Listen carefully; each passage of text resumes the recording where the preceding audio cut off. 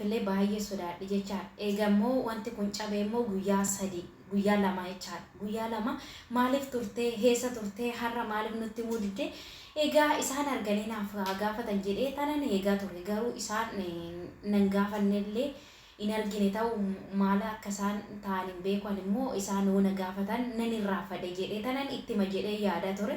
Isaanillee hamma yoona kanatti nan gaafanne jechaadha. Egaa hamma waan godhu dhabee mala dhabee tanan gara keessan kana dhufe jechaadha. Isinis immoo furmaata hin dhabda jedhee yaada jira. Ashama akkam jirtu hordoftoonni seenattu nagaa waaqayyo isiniif haa baay'atu akkam jirtu warroonni amantaa ambiraarree assalaamu alaykum isiniin jedhee tanan jira. Nagaa keessanii ani obboleettiin keessan nagaadha xiqqooshii nagaas miti bakka walumaa keessa jechaadha. Egaa nagaadha garuu haa ta'u malee har'a waan tokkoon siniif qooduudhaaf dhufe innis immoo yaada kanarratti akka na gargaartanii isin barbaade tanan ture.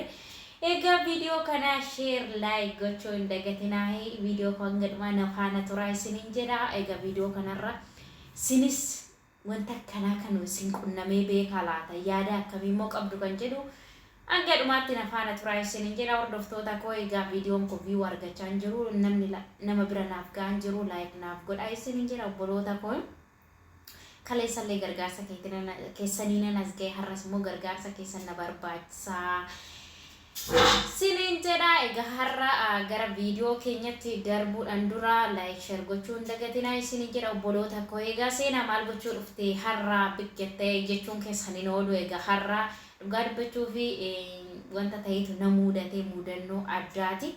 Egaa mana keessattan wanta ta'e balleessee sammuu balleessee madami ko itti himuu sodaadhe jechaadha. Yoon itti minaalolti guyyaasaa ani maalan eegaa ture baqa isaan arganii eessa dhaqe wanti kun naanaa jedhan jedhee baay'ee cannaqe jechaadha. Yeroo mara jechaadha wanta ta'e gaafa balleessinu amma itti nuti na siqiqa jechaadha. Gaafan itti me garuu nan boqodha jechaadha yoo naan lolanillee.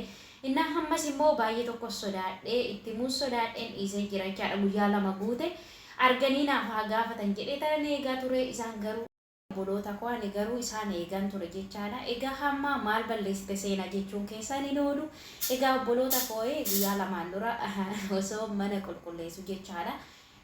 Kutaa mucaa keessa jechaadha ijoollee qabu mucaan jabaadha jechaadha. Shittoo hin beektu shittoo cabsee isa immoo itti muudhaaf shittoo dheengada namichi bitee dhufe jechaadha. Torbee yoo guunne shittoo san immoo baay'ee guddiidha jechaadha. Doolaara 100 bite jedhee todeessa jechaadha. Ani immoo bakka yaani torbee waan qulqulleessu iyyuu mana wanta hundan kaasee qulqulleessa jechaadha. Yeroo qulqulleessu inna gaafa nola fuudha jedhu shittoo sun dhugaa rabbii bakka akkanatti lafti dhakaadha silate bakkuma meeqatti addaan bahe jechaadha. Yoomtuu mana keessa hin jiru yeroo sanii itti muudhaaf hedduu tokko sodaadhe jechaadha. Rabbi baay'ee tokko sodaadhe. Inna yoon itti minne bakka hin jira miti wanta kanaan dura ani takka jechaadha waggaa baay'ee mana kana hojjedhe takka wanta uffatallee gubeen beeku jechaadha. Inna kanaan dura kaawuyyaan tabalaashee jechaadha. Kazaa kaawuyyaa addisii bitanii torbee ijeeyyuun guute jechaadha. Kaawuyyaan tabalaashee kaawuyyaa addisii kan uffata qabatu inni dura fayyadamu kan uffata qabatu miti jechaadha. Gaafan isaa addisii kana eenyu jedhu surree namicha fidee kazaa takka jechaadha waggaa kana qixxeen hojjedhe amma ijoolleen uffata gubanii qarshii kaffalchiisan kana guyyaa takka waan takka uffata gubeen beeku jechaadha. Kaawuyyaa baay'ee mirxee ture.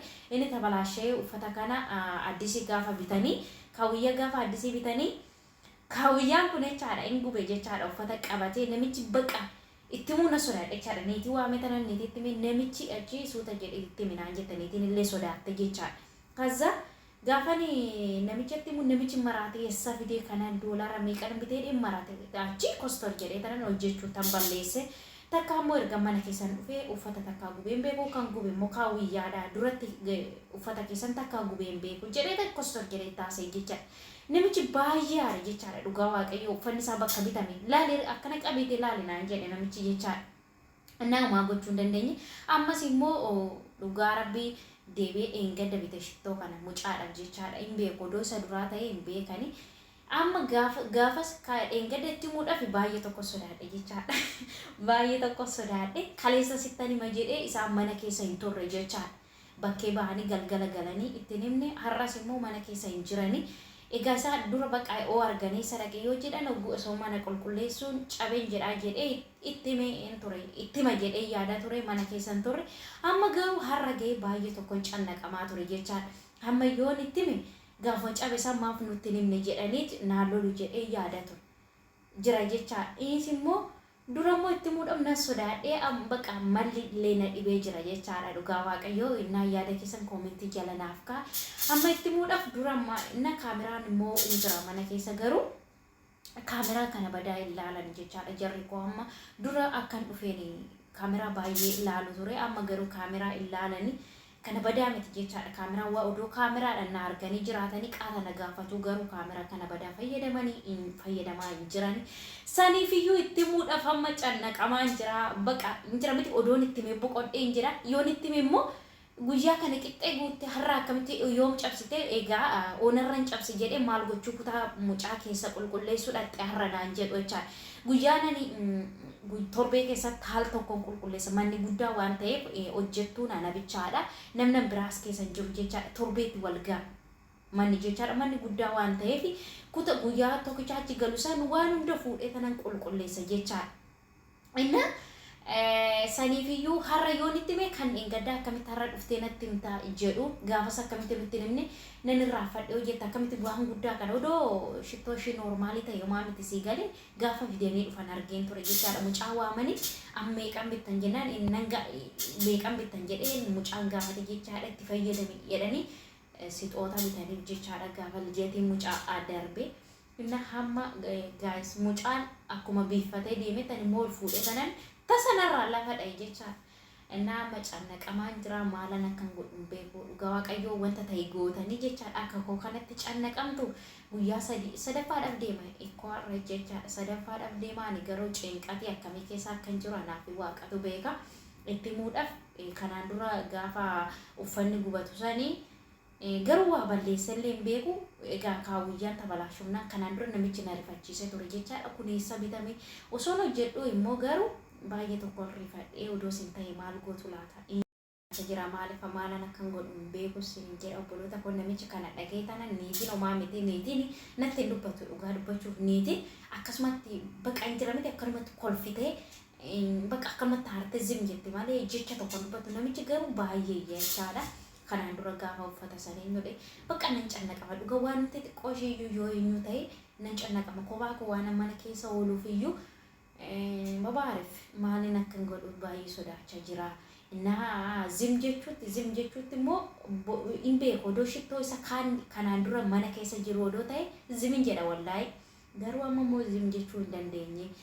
Innaa itti muudhaaf waa meeqa beektu amma itti muudhaaf guyyaa sadaffaa guutee jira dhiisuudhaaf gaafa wanti sun dhabame cabe yoon jedheen kanaan duras meeshaadhuma cabsitee zim jette naan jechuu danda'u jechaadha. Osoon kaleessu dheengadduma itti gaafa cabusan kanaan dura yoon birciqoon tokko iyyuu cabe jechaadha. Maalan godha beektu kanaan dura birciqoon tokko yoo cabe yoo gushin dhuftee hin cabe dhiifaman jedha sooriin jedhaan jecha garuu yeroo sanatti shittoon mana keessallee baay'ee faffaca'ee jira isa xaragee tananii isbeeletti qoshaashatti gate jechaadha. Isaan galgala waan galaniif iyyuu ani ganama kana mana qulqulleessuu isaan ba'anii jiru.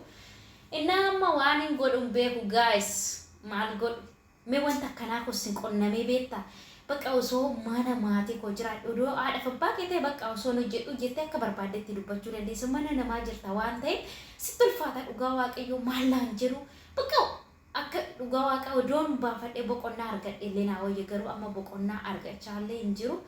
Maalan akkan godhu beeku gaayis na baay'ee tokkoon cannaqamaa jira. Na mabaarif innas maal jettu mee akka yaada keessanitti koomentii jala naaf kaa'i. Sinis wanta akkasii kun si qunnamee beekaa jechaadha. Osoo biyya yookiin maatii kee bira jiraatte baqa itti himta maalish garuu kun immoo waan gatii guddii ta'eef iyyuu egaa doolaara 100 jechuun akka keenyatti naannoo kuma akka Itoophiyaatti gaafa zarrazaramu naannoo kuma 13-14 kanatti dhiyaatanatti fakkaatee kuma 14 dhiyaata. Egaa shittoo takkitti immoo kanaan beektu miti namichi illee baay'ee hin jechaa ture jecha baay'ee jajaa ture baay'ee orjinaala jedhee irra dubbachaa ture ta'uu danda'u.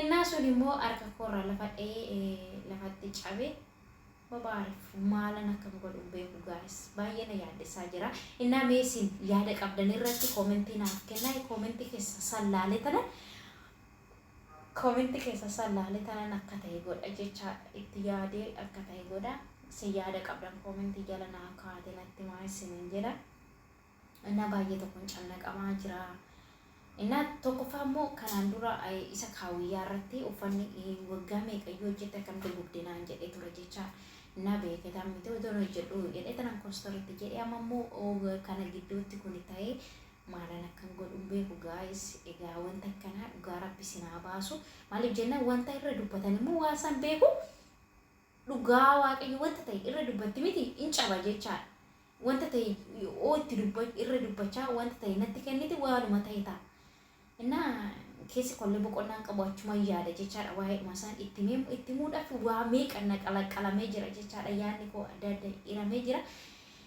innaa ija odoo sin ta'e maal gootu wanta akkanaa sin qunnamee beeka laata obboloota koo takka jechaadha wanta xiqqootu akkas ta'a malee waan guddaan kun narratti waa ta'ee hin beeku jechaadha wanta irra dubbatan omaa ta'ee hin beeku innis immoo bakka akka aga kana eenyu jedheen beeku wanti ta'e yoo bade yeroo masanitti itti hima jechaadha dhiifama waan jedheen niitiin koo giddiin qabdu kanammoo osoo niitiin bittee jiraatte rakkoon qabu garuu sila namichi biteefiyyuu namichi baay'ee irra dubbata jechaadha innaa ammas immoo ta'e bakka nabsee namaa miti sila ta'e innaa amma wanti gaaffinatti ta'e yoo nama itti hime yoom cabsite maal gochuu jedhaxinaan jechuu danda'u yoon immoo dheengadan cabsuu jedhe dheengada maamnutti muudide wanti gaaffinatti ta'e isa kana guys adaraa keessan na gargaara koomentii keessan nan laala isarratti hundaa'e tanan rabbi waan an godhun godhaa yaada keessan koomentii jala naaf kaa'uu hundagatinaay viidiyoo ko jalqabaa laaltanii aga ammaa kanatti waan faana turtanii guddaa galatooma adaraa keessan yaadan na deeggara bakka kanatti adaraa siniin jedha dhugaa hedduu tokkoon cannaqamaa jira bakka hin jira miti yoo isaan na waaman seena yoo naan jedhan bakka sana gaafachuuf na waamu jedheen cannaqamaa jira jechaadha innaa amma yeroo san manatti dachaan baay'ee tokko siqiqaa dhugaa rabbii jechaadha ganama fa'aa jechaadha innaa yaada keessan koomentii jala naa kaayii baay'ee sin jaaladha baay'ee sin kabajaa na gargaara isiniin jedha amma viidiyoon